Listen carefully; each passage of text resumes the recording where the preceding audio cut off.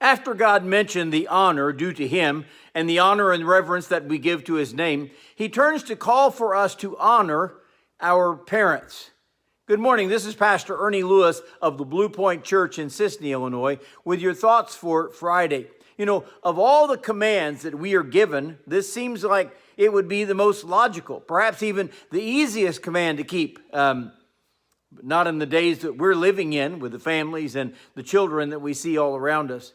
He says in chapter 20 and verse 12 of Exodus, "Honor your father and your mother, that your days may be long upon the land which the Lord your God is giving you." Now, to honor means to admire them, to respect them, maybe even pay some sort of tribute to your mom and dad. It should all be summed up in the area of loving those within our home and within our family. Of course, God formed the home as the first institution of man back with Adam and Eve there in the garden. And this is the picture of our relationship with our Heavenly Father above.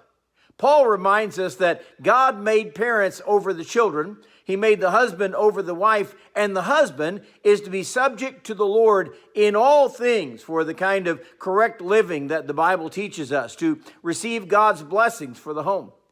We also realize that honoring father and mother is not followed until a certain age, and then we are off the hook with no responsibilities anymore.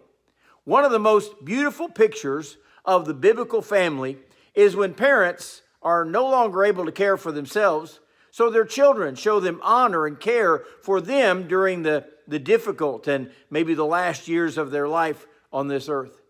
This commandment also is the only commandment that gives us a promise to those who will keep it and obey the Lord. He says, "Honor your father and your mother, that your days may be long upon the land," which is a promise of long life to those who honor their parents. I find an interesting setting in the book of Genesis, chapter 5 and verse 24, where the Bible talks about a man named Enoch who walked with God and was not, for God took him.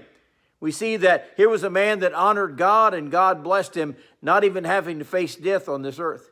In Enoch's walk with God, he was surely a good servant of the Lord, and he was probably an exemplary father, knowing that God's commands for the family are so important.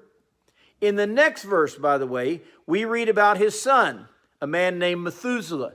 Now, Methuselah lived to be 969 years old on this earth. Now, I wonder if you could attribute his long life to honoring his father, who certainly deserved it. God's promise was that your days may be long upon the land which the Lord your God is giving you, which reminds us that they were moving into a new area. It was going to be a whole new life in this promised land that they would live. And it seems to be a reminder. God said, if you want to be blessed in life, make sure that you honor your father and your mother, no matter what your circumstances or no matter where you are, no matter what they're like, so that your days may be long upon the earth.